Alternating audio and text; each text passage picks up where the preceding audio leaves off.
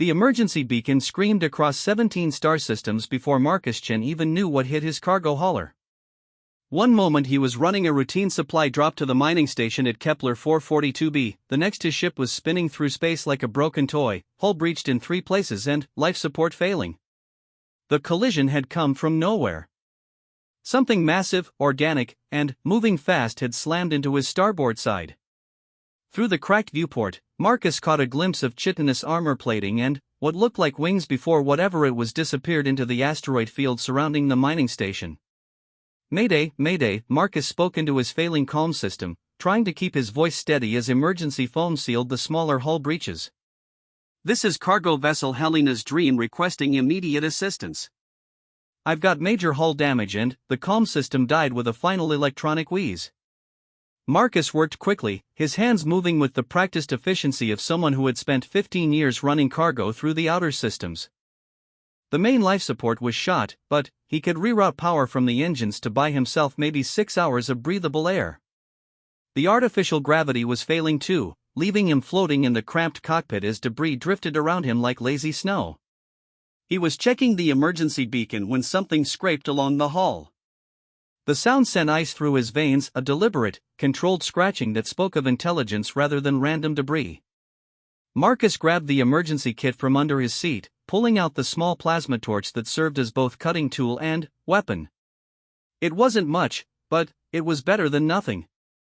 The scratching stopped. In the sudden silence, Marcus could hear his own heartbeat and the whisper of recycled air through the damaged ventilation system.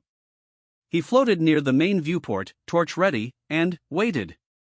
A face appeared outside the glass. Marcus had seen plenty of alien species during his years in the shipping business. The galaxy was full of different forms of life, most of them reasonably civilized and willing to engage in trade. But this was something else entirely. The creature floating outside his ship was humanoid in basic structure but covered in midnight black chitinous plates that seemed to absorb light. Its face was elongated, almost predatory, with large eyes that glowed with an inner fire. Most disturbing of all were the appendages extending from its back, not quite wings, not quite arms, but something that served both purposes. The creature's mouth moved, but no sound penetrated the vacuum of space. It gestured toward Marcus, then pointed deeper into the asteroid field. The message was clear: "Follow me." Marcus shook his head and held up his hands to indicate his ship was damaged. The creature studied him for a long moment, those burning eyes taking in every detail of his situation. Then, it did something Marcus had never seen any spacefaring species do. It began to push his ship. The acceleration was gentle but persistent. Marcus watched his instruments in amazement as his crippled vessel began moving deeper into the asteroid field, guided by the creature's strength. Through the viewport, he could see it had positioned itself against the hull breach, its body somehow sealing the damage and preventing further atmosphere loss. They traveled for what felt like hours through a maze of floating rock and ice. Marcus tried to track their course, but the creature seemed to know pathways through the field that didn't appear on any of his charts. Finally, they emerged into a pocket of clear space where a massive asteroid had been hollowed out and converted into some kind of station. The docking procedure was unlike anything Marcus had ever experienced. Instead of mechanical arms or tractor beams, dozens of the chitinous creatures surrounded his ship and guided it into an airlock chamber that sealed around them like living tissue. The moment his ship was secure, atmosphere flooded the chamber with a sound like rushing wind. Marcus checked his instruments. The air outside was breathable, if a bit rich in oxygen. He grabbed his emergency kit and reluctantly opened the airlock. The creature that had rescued him was waiting in the corridor beyond. Up close, Marcus could see it was female, though he wasn't sure how he knew that. Something about the shape of the face, perhaps, or the way she moved. She was tall, nearly 7 feet, and her chitinous armor had patterns etched into it that suggested rank or status. "You speak Standard?" Marcus asked, feeling somewhat foolish for assuming she would understand him. To his surprise, she nodded. "Some words." "You, human?" "Yeah, I'm human. My name is Marcus." He gestured to himself. "Thank you for helping me." She tilted her head, studying him with those unsettling eyes. I am Vexari. You come with me. Queen Mother needs to see you. Marcus hesitated. He had heard stories about species that captured ships and crews for various unpleasant purposes. But Vexari had saved his life, and his ship wasn't going anywhere without extensive repairs. Lead the way, he said. The station was a marvel of organic architecture. The walls curved and flowed like they had been grown rather than built, and bioluminescent strips provided soft lighting that pulsed with a rhythm almost like a heartbeat. They passed other creatures like Vexari, all moving with purpose through the corridors. Some carried tools or equipment, others tended to what looked like control panels made of some kind of living coral. What is this place? Marcus asked as they walked. Sanctuary, Vexari replied. We are, how you say, refugees. That stopped Marcus cold. Refugees? From what? Vexari's eyes dimmed slightly. The harvest. They take our worlds, our people. We flee here, wait for chance to fight back. Marcus had heard whispers of something called the harvest in the outer systems, entire colonies going dark, ships disappearing without a trace. The authorities claimed it was just pirates or equipment failures, but the shipping companies were getting nervous. Cargo runs to the frontier were paying double hazard rates these days. They reached a larger chamber where the walls curved up into a dome overhead. In the center, on a raised dais made of the same coral-like material as the control panels, sat the largest of the creatures Marcus had yet seen. She was at least 8 feet tall, her chitinous armor more elaborate than the others, covered in intricate patterns that seemed to shift and flow in the changing light. This had to be the Queen Mother. But something was wrong. The great creature sat motionless, her head tilted at an odd angle. Her eyes, which should have burned with the same inner fire as the others, were dim and unfocused. Other creatures moved around her with obvious distress, touching her gently and making soft chittering sounds. She does not wake, Vexari explained. 3 rotations now. The Elder Mother has left her. Elder Mother? Marcus asked. The wisdom that guides us. The knowledge of generations. She. Vexari struggled for words in standard. She is separate being, but lives with Queen Mother always. Now she is gone, and Queen Mother sleeps. Marcus studied the scene, his mind working through the implications. It sounded like these creatures had some kind of symbiotic relationship with another species, one that provided mental guidance or enhanced intelligence. Without this Elder Mother, their queen was essentially comatose. Do you know where she went? Marcus asked. Vexari made a sound that might have been a laugh if it weren't so bitter. We search everywhere. Send scouts through all asteroid field, all space around station. Nothing. Elder Mother has vanished like she never existed. Marcus looked around the chamber, noting the obvious distress of the other creatures. They were clearly a social species, dependent on their queen's guidance. Without her, they seemed lost, uncertain. What happens if you don't find her? He asked. We die, Vexari said simply. Already some of the young ones refuse to eat. Others speak of surrender to the harvest. Without Queen Mother's wisdom, we cannot survive. Marcus felt something twist in his chest, a familiar ache he had learned to recognize over the years. It was the same feeling that had made him stop to help stranded travelers even when he was behind schedule, the same impulse that had led him to carry medical supplies to plague-stricken colonies for free. His ex-wife had called it his savior complex, and maybe she was right. But he had never been able to just walk away when people needed help. Tell me about this Elder Mother, he said. What does she look like? How big is she? Vexari's eyes brightened slightly. Small. Very small. Like your hand, maybe smaller. Beautiful colors that change with her thoughts. She is, how you say, delicate. Soft where we are hard. And she just lives with your queen normally? Like a symbiotic relationship? Yes. They share thoughts, share wisdom. Elder Mother has knowledge of many things, remembers all our history. Without her, Queen Mother is like. Vexari paused, searching for the right words. Like ship with no navigation system. Marcus nodded slowly. He was beginning to understand. These creatures, formidable as they appeared, were actually refugees from something called the Harvest. They were hiding in this asteroid field, probably planning some kind of resistance. But their command structure depended on a symbiotic relationship between their queen and this elder mother creature, and now that relationship had been broken. "I'd like to help," Marcus said. Several of the creatures near the queen turned to look at him, their eyes reflecting surprise. Vexari tilted her head. "You would do this? We are not your people." Marcus shrugged. "Maybe not, but you saved my life. Besides, I've got some experience finding things that don't want to be found." It was true. Before he had gotten into cargo hauling, Marcus had worked for a search and rescue outfit in the core systems. He had spent years tracking down lost ships, crashed shuttles, and missing persons in some of the most dangerous regions of space. He was good at it, good enough that he still got the occasional contract when someone needed something found quickly and quietly. "What can you do that we cannot?" one of the other creatures asked, its voice carrying a note of challenge. Marcus gestured toward the chamber entrance. "Mind if I take a look at my ship's sensors? They might have picked up something during the collision that your people missed." Vexari looked uncertain, but finally nodded. "Come. We show you to ship." They made their way back through the organic corridors to the docking bay where Marcus's ship waited.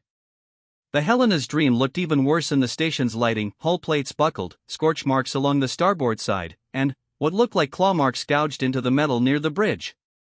Marcus climbed aboard and powered up his sensor array, reviewing the data from the collision. Most of it was exactly what he expected, readings showing the impact with one of the creatures, probably Vexari herself based on the timing. But there was something else, a smaller contact that appeared just before the collision and then disappeared. There, Marcus pointed to the display.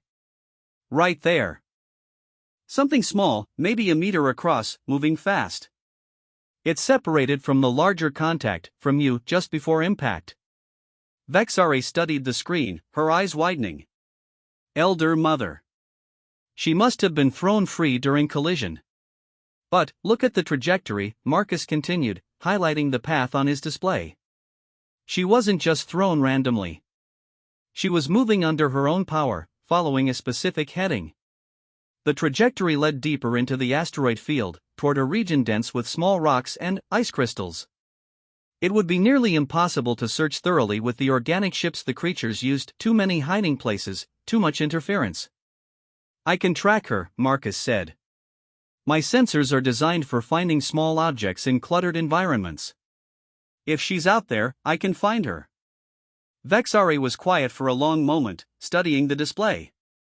Finally, she looked at Marcus. "Your ship is damaged. Cannot fly safely. The hull's compromised, but the engines and sensors are fine. I can patch the life support well enough for a short-range search. It's risky, but not impossible." "Why?" Vexari asked. "Why risk your life for people you do not know?" Marcus considered the question. It was one he had asked himself many times over the years, especially after missions that had gone badly. The honest answer was that he didn't really know. Maybe it was the way he had been raised, or maybe it was something deeper, a fundamental inability to walk away when people were suffering. "Because it's the right thing to do," he said finally. "And because I've seen what happens when good people do nothing." Vexari nodded slowly. "We will help with repairs. Make your ship ready for search." As they worked together over the next several hours, Marcus began to learn more about the creatures and their situation. They called themselves the Kythera, and they had indeed fled their homeworld after something called the Harvest had arrived.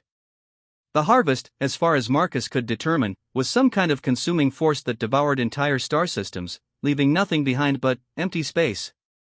The Kythera had escaped with barely a tenth of their population, carrying whatever they could in their organic ships. They had been hiding in asteroid fields and dead systems ever since, trying to avoid detection while planning some kind of resistance. But, without their Queen Mother's guidance, coordinated resistance was impossible. How long have you been running? Marcus asked as he welded a patch over one of the smaller hull breaches. For cycles, Vexari replied. She was working on the other side of the bulkhead, her natural armor allowing her to work in the vacuum without protective gear. Maybe 5. Time becomes difficult when you have no home. Marcus understood that feeling. He had been running from something himself for years, though it wasn't anything as dramatic as an alien invasion. Sometimes the reasons people ran didn't matter as much as the fact that they were still running. Tell me about the Elder Mother, Marcus said. How does the symbiotic relationship work exactly? Vexari paused in her welding. Is difficult to explain in your words? Elder Mother is not just advisor. She is part of Queen Mother's mind, like extra brain that holds all wisdom of our people. Without her, Queen Mother can think but cannot remember, cannot access knowledge needed to lead. So she's essentially a living library? More than that. She is connection to all Elder Mothers who came before, all knowledge of our species. When Queen Mother needs to make decision, Elder Mother provides context, history, understanding. They think together. Marcus nodded. It was a fascinating evolutionary development, a species that had developed external memory storage in the form of another creature. No wonder they were so lost without her. The repairs took longer than expected, but, finally, Marcus's ship was spaceworthy again. Not pretty, and definitely not safe for long-distance travel, but capable of short hops through the asteroid field. He powered up the sensors and began calibrating them for the search. Ready? He asked Vexari, who had insisted on coming along despite the risks to her own safety. She settled into the co-pilot's chair, which had required some hasty modifications to accommodate her larger frame and chitinous armor. Ready. Marcus eased the Helena's Dream out of the station's docking bay and into the maze of asteroids beyond. The trajectory from his collision data led toward a particularly dense cluster of rocks about 30 million kilometers from the station. It would take them 4 hours to reach the search area, assuming the patched hull held together. As they flew, Vexari told him more about her people and their history. The Kythera had once controlled a small empire of 12 star systems, living in harmony with dozens of symbiotic species including the Elder Mothers. They were not a warlike people, their technology focused on biological engineering and sustainable development rather than weapons. When the harvest came, they had been utterly unprepared. First sign was the silence, Vexari explained as Marcus navigated around a particularly large asteroid. Our colonies stopped sending messages. We thought maybe equipment failure, solar storms. So we sent ships to investigate. And ships never returned. Then, more colonies went silent. We realized something was moving through our territory, consuming everything in its path. By the time we understood the threat, it was almost too late. Marcus checked his sensors as they approached the search area. What exactly is the harvest? Some kind of alien species? We do not know. Survivors describe great ships that devour matter itself, converting everything into more ships. But we never saw intelligence behind it, never received communications. It consumes because that is what it does, like wildfire or plague. The search area was a nightmare of tiny rocks and ice crystals, exactly the kind of environment where a small creature could hide indefinitely. Marcus began a grid search pattern, using his ship's sensors to scan each section methodically. It was slow work, and made more difficult by the need to avoid collisions with the larger asteroids. There, Vexari said suddenly, pointing to the sensor display. Small contact, bearing 27 Mark IV. Marcus adjusted course and increased magnification on the sensors. Something was definitely there, roughly the right size and showing signs of biological activity. But it was tucked deep inside a crevice in one of the larger asteroids, protected by jagged walls of rock and ice. I can't get the ship in there, Marcus said, studying the formation. The opening's too narrow, and these hull patches won't survive contact with the rocks. Vexari was already unbuckling herself from the co-pilot's seat. I will go. Are you sure? That's a lot of open space to cover. Kythera are made for space travel. I will be fine. Marcus brought the ship as close as he dared to the asteroid crevice, then watched through the sensors as Vexari made her way across the gap. She moved through the vacuum with surprising grace, her wing-like appendages providing both propulsion and steering. In minutes, she had disappeared into the rocky passage. The wait was agonizing. Marcus kept his sensors focused on the crevice, but the rock walls blocked most signals. He could track Vexari's movement only intermittently, and had no idea what she might be finding. Finally, after what felt like hours but was probably only minutes, her voice crackled through the comm system. Found her, Vexari said. But, Marcus, there is problem. Marcus felt his heart sink at the tone in Vexari's voice. What kind of problem? She is alive, but barely. Something is wrong with her.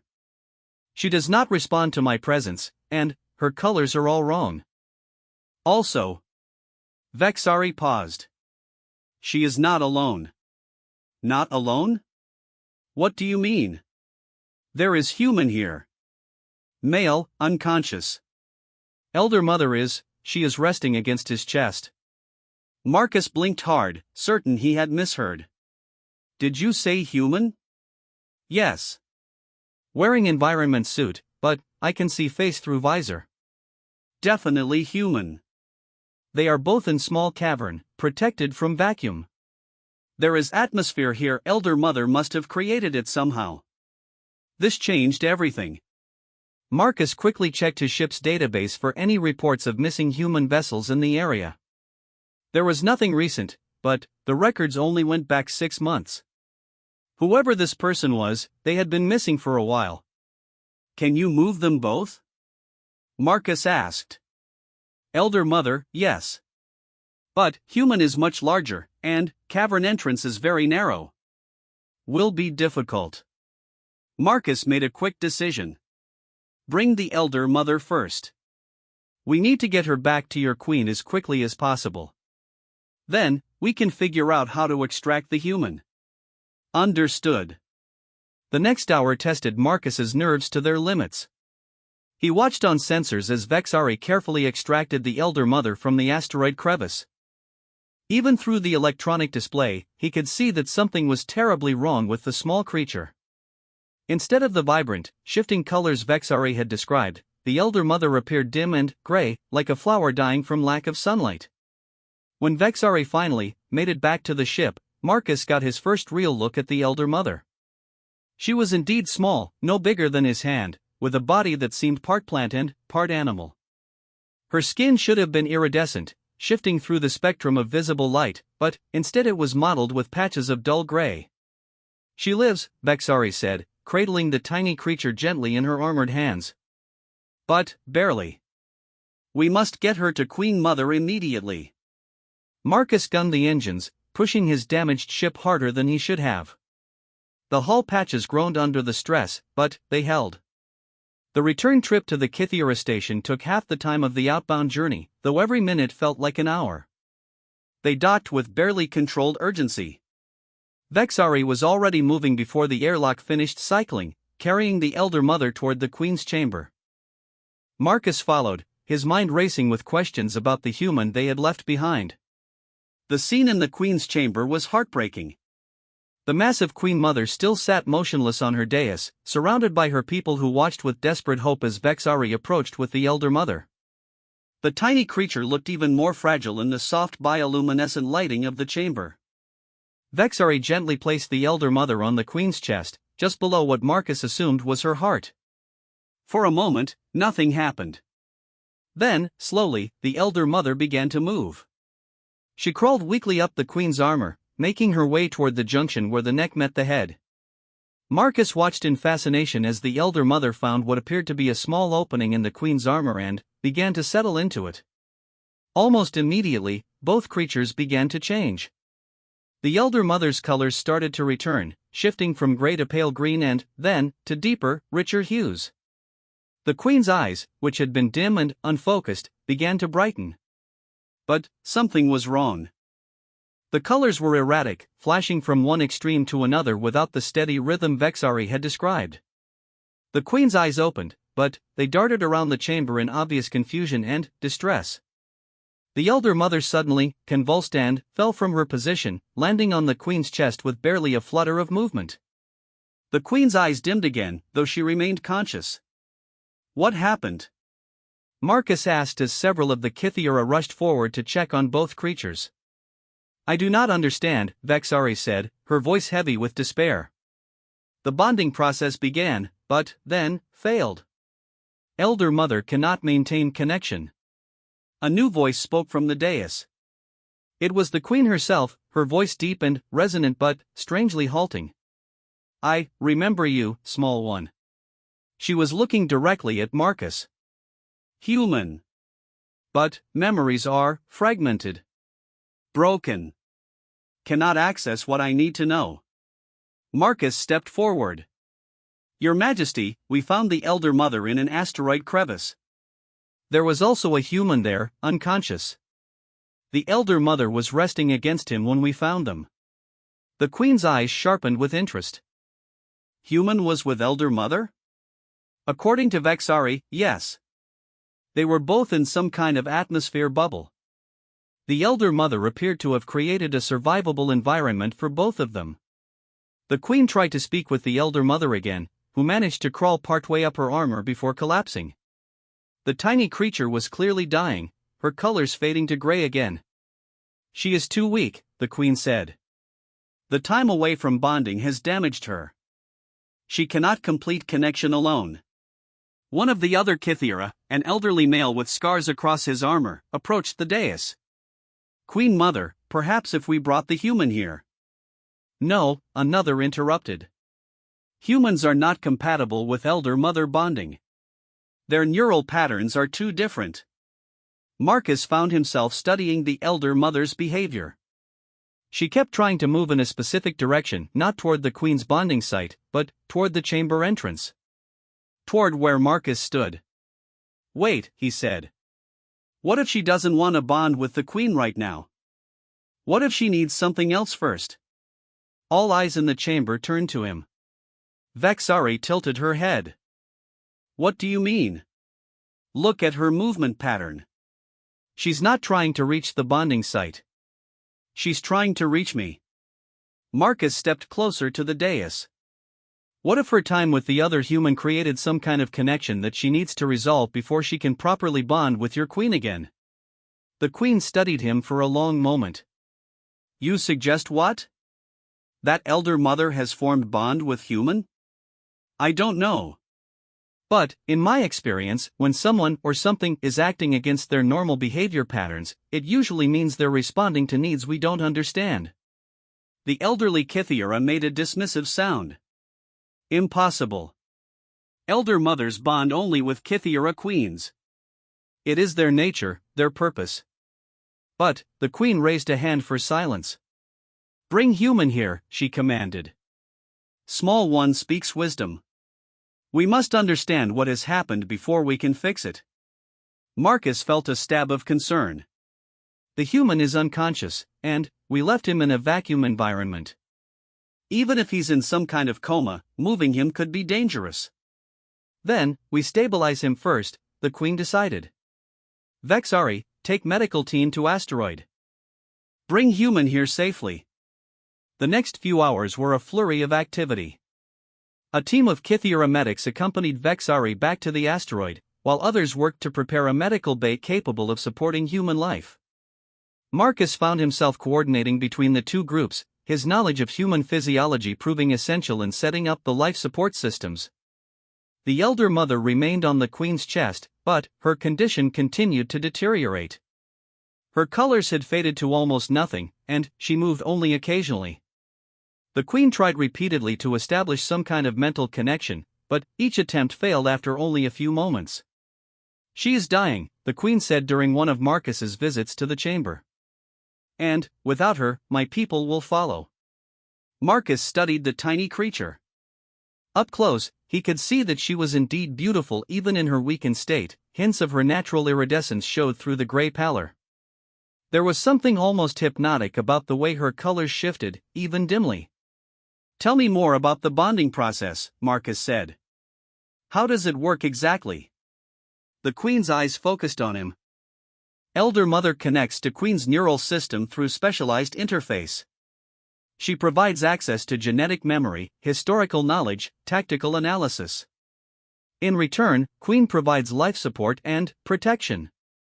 But it's not just data transfer, is it? There's an emotional component too. Yes. Elder Mother and Queen share thoughts, feelings, dreams. They become two parts of same mind. Marcus nodded. In human psychology, we call that kind of relationship attachment. When attachment bonds are broken traumatically, both parties can suffer severe psychological damage. Maybe that's what happened here. The Queen considered this. You suggest Elder Mother has formed attachment to unknown human? It's possible. If she was separated from you and injured, and this human helped her somehow, she might have developed a bond with him as a survival mechanism. Now she can't let go of that bond even though she needs to reconnect with you. Before the Queen could respond, Vexari's voice came through the chamber's communication system. Returning to station. Human is stable but still unconscious. Elder Mother's atmosphere pocket collapsed when we moved him. Marcus felt his heart race. If the atmosphere had collapsed, the human might have suffered decompression injuries on top of whatever had put him in a coma in the first place. How long was he exposed to vacuum? Less than 1 minute. Medical team sealed him in emergency environment suit immediately. That was good news. A healthy human could survive vacuum exposure for a minute or two without permanent damage. But the keyword was healthy, and they had no idea what condition this person was in. The medical bay the Kythera had prepared was an impressive mix of their organic technology and hastily adapted human equipment. When they brought the unconscious human in, Marcus got his first look at the mysterious person who had somehow ended up sharing an asteroid crevice with an alien creature.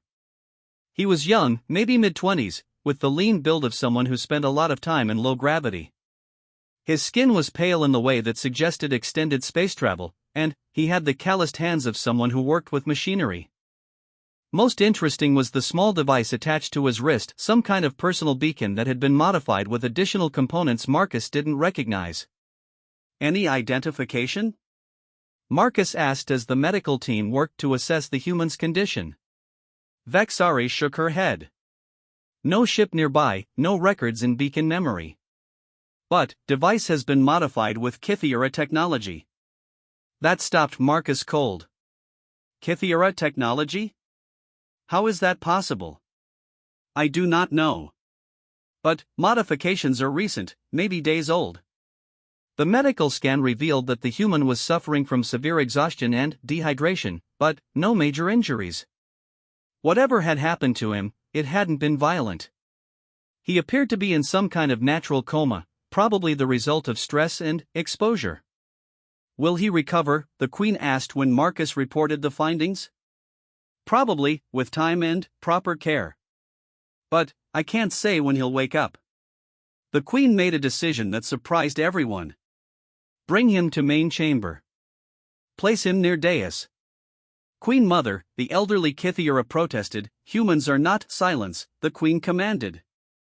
Elder Mother grows weaker every hour. If human connection is what she needs to survive, then we will attempt it. They set up a medical bed near the Queen's dais, monitoring equipment beeping softly as the unconscious human was settled into position. The Elder Mother immediately began to move with more energy than she had shown since her rescue, crawling down the Queen's armor toward the edge of the dais. Marcus watched in amazement as the tiny creature somehow managed to cross the gap between dais and bed, landing softly on the human's chest. Almost immediately, her colors began to brighten, shifting from gray to pale blue and, then, to warmer hues. The human's vital signs, which had been weak but steady, suddenly strengthened. His breathing deepened, and some color returned to his pale cheeks. Incredible, Marcus breathed. She's actually helping him. And he is helping her, the Queen observed. Look. The Elder Mother's colors had stabilized into a steady, rhythmic pattern Marcus had never seen before. She was still too weak to attempt bonding with the Queen, but she was no longer dying. What does this mean? Vexari asked. Marcus studied the scene, his mind working through the implications. I think it means we're dealing with something unprecedented. Your elder mother has formed a survival bond with a human, something that shouldn't be possible according to everything you know about your species. The queen leaned forward, her massive form casting shadows across the bed. Then, we must learn new things about what is possible.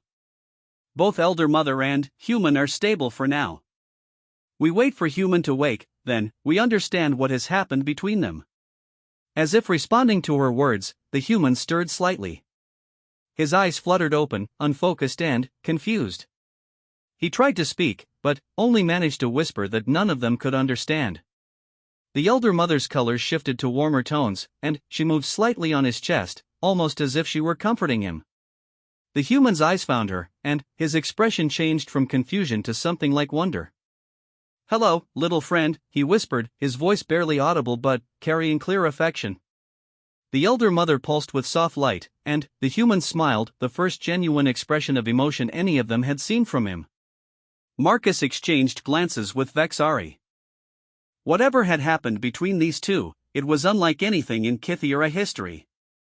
And, somehow, Marcus suspected it was going to change everything for both their species. The human tried to sit up, noticed the alien faces surrounding him, and promptly fainted again. The elder mother's colors flashed with what could only be interpreted as concern. Well, Marcus said into the silence that followed, at least we know he's going to be interesting when he wakes up properly. The queen's expression might have been a smile. Indeed.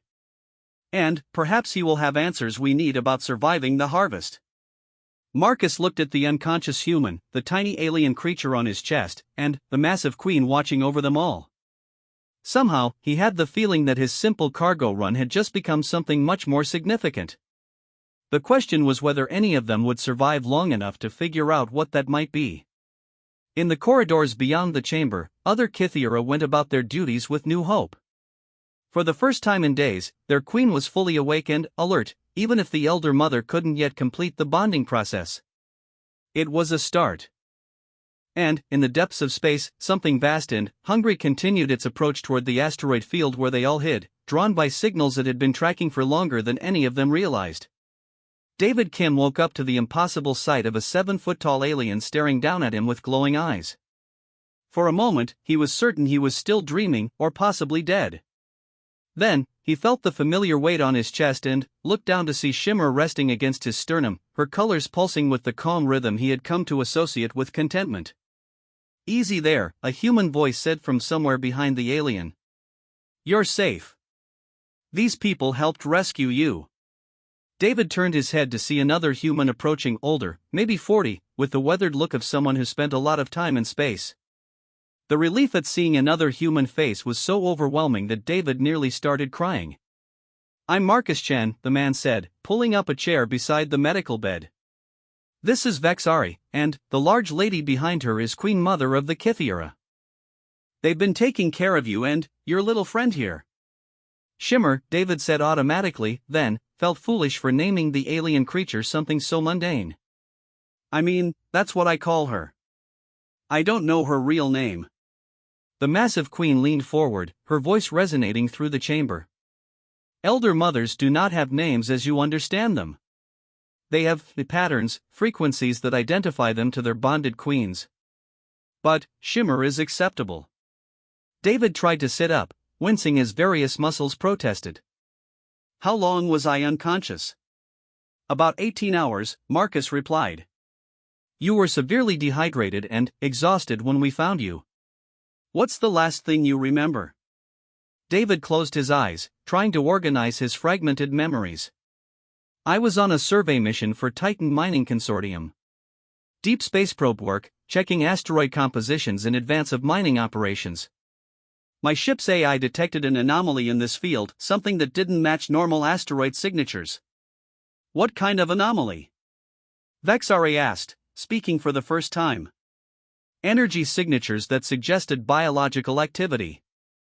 My contract includes bonuses for discovering new life forms, so I decided to investigate. David gently stroked Shimmer with one finger, marveling at how her colors shifted in response to his touch. I found her inside a hollow asteroid, barely alive. The environment was all wrong for her, too cold, no atmosphere, and she was clearly dying. The Queen's eyes brightened with interest. You created survival environment for her? I tried to. My survey ship had limited life support capabilities, but I managed to rig up a small atmospheric bubble inside the asteroid. It wasn't much, but it seemed to help her. David paused, remembering.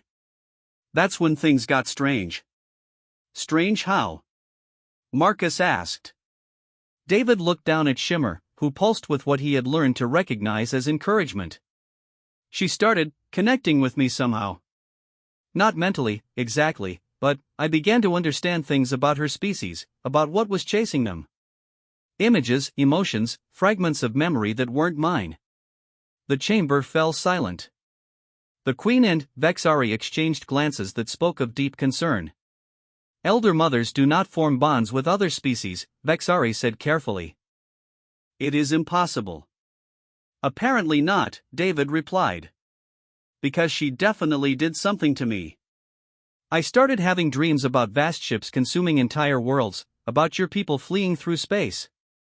And I began to understand that something was hunting her specifically. Hunting her? The Queen's voice carried a new note of alarm. The harvest, David said, and felt everyone in the chamber tense. They're not just randomly consuming systems. They're tracking something specific, tracking elder mothers. Marcus leaned forward. How could you know that? David struggled to find words for concepts that seemed to exist beyond human language. Through her memories, I saw harvest ships bypassing resource-rich systems to chase small Kythera vessels. They're not interested in matter or energy, they want the knowledge your elder mothers carry. The Queen rose from her dais, her massive form towering over the medical bed. This cannot be true. Harvest consumes everything equally. No, David said firmly. They consume everything they encounter, but they're specifically seeking elder mothers. Shimmer showed me patterns in their movements, behaviors that only make sense if they're hunting a specific target. Vexari's hands clenched into fists. If this is true, then nowhere is safe. Elder mothers exist on every Kythera colony ship. That's why she bonded with me, David continued. She couldn't return to you safely because doing so would lead the harvest directly here. So she stayed hidden, using our connection to survive while keeping your location secret. The implications hit everyone simultaneously. The elder mother hadn't abandoned her queen, she had sacrificed herself to protect the entire Kythera refugee population. How long do we have? Marcus asked. David closed his eyes, trying to access the knowledge Shimmer had shared with him. I don't know exactly. But my survey ship's beacon was still transmitting when I went to help her. If the harvest intercepted those signals, they will triangulate location, the Queen finished grimly. How long since beacon activation? 4 days, maybe 5. Time gets fuzzy when you're sharing headspace with someone who experiences time differently than you do. The Queen turned to address the other Kythera in the chamber. Immediate evacuation protocols. All ships ready for departure within 6 hours. Wait, Marcus said, standing up. 6 hours isn't nearly enough time to safely evacuate everyone, and where are you going to go? If they're really tracking elder mothers, they'll just follow you. Then, what do you suggest? Vexari asked. That we surrender to harvest? Marcus looked at David, then, at Shimmer pulsing gently on the young man's chest. What if we don't run? What if we fight? The elderly Kythera who had objected to bringing David into the chamber made a sound of disgust. Fight harvest? Impossible. They have consumed 12 star systems. Our ships are no match for their numbers. Your ships, maybe, Marcus said. But what about a combined fleet? Humans have been developing military technology for thousands of years. We're pretty good at killing things when we need to be. David struggled to sit up straighter. There's more. Shimmer showed me something about harvest ship construction. They're not invulnerable, they have specific weaknesses that could be exploited if you know what to look for. The Queen studied both humans carefully. You would fight beside us? Even though Harvest poses no direct threat to human space? Yet, Marcus corrected. They pose no threat yet. But, if they're really consuming everything in their path, they'll reach human colonies eventually. Better to stop them here, or we have some chance of success. David felt Shimmer's colors shift to urgent patterns. Through their connection, images flashed through his mind: vast Harvest ships approaching through the outer darkness, their hulls bristling with weapons that converted matter directly into energy. They're closer than we thought, he said suddenly. Shimmer can sense them approaching. Maybe 12 hours, no more. The chamber erupted in controlled chaos as Kythera began implementing emergency procedures. The Queen issued rapid orders in her own language while Vexari worked to coordinate evacuation efforts. Marcus grabbed David's arm.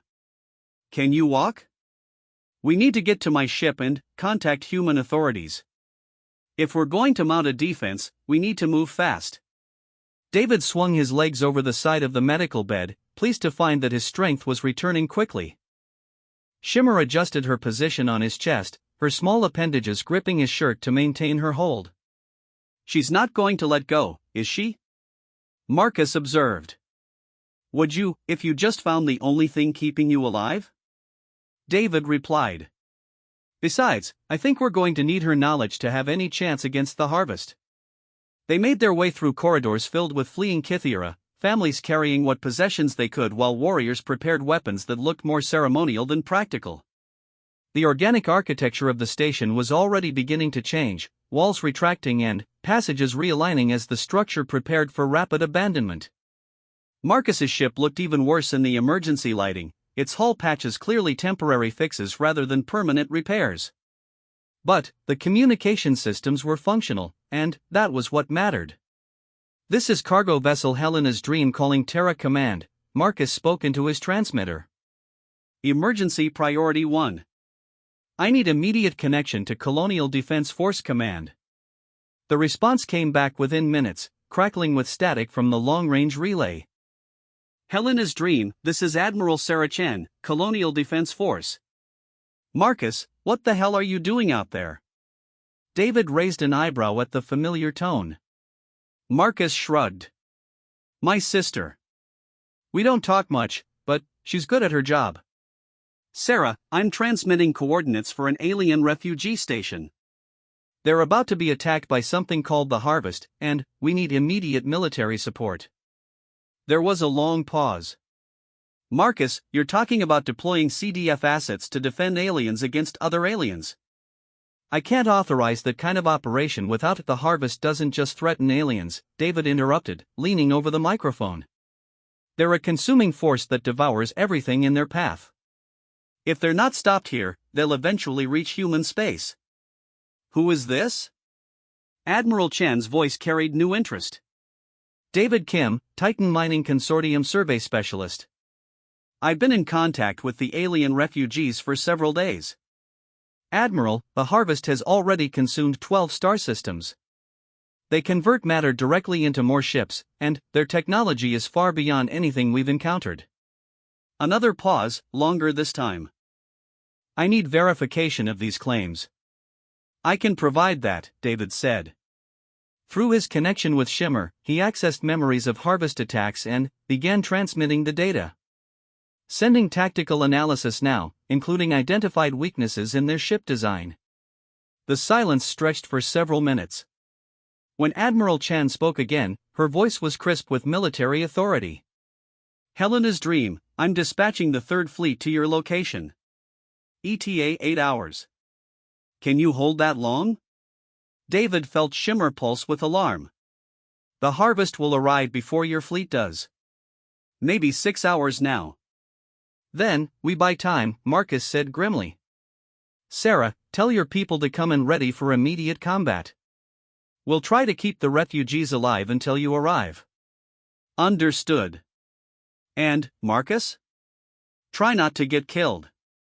Mom will never forgive me if I lose another brother to space. The transmission ended, leaving them alone with the weight of what they were planning. Through the ship's porthole, David could see Kythera vessels fleeing the station in growing numbers, their organic hulls glowing softly as they dispersed into the asteroid field. Think we can actually do this? David asked. Marcus was checking his ship's weapons, a pair of mining lasers and some defensive countermeasures designed more for asteroid clearing than combat. Probably not. But sometimes trying is enough. They returned to find the station nearly empty, most of the population evacuated to hidden positions throughout the asteroid field. The Queen remained on her dais with a small guard force and the essential personnel needed to operate the station's defensive systems. "Human fleet comes," she announced when she saw them. "But not in time." "Then, we make our own time," Marcus said. "How many combat-capable ships do you have?" 17, Vexari replied.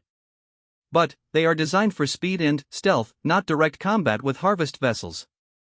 David felt Shimmer's urgent pulsing and closed his eyes, letting her memories flow through his mind. The harvest ships have a critical weakness. They rely on conversion fields to process matter into energy. If those fields can be disrupted, the ships become vulnerable, the Queen finished.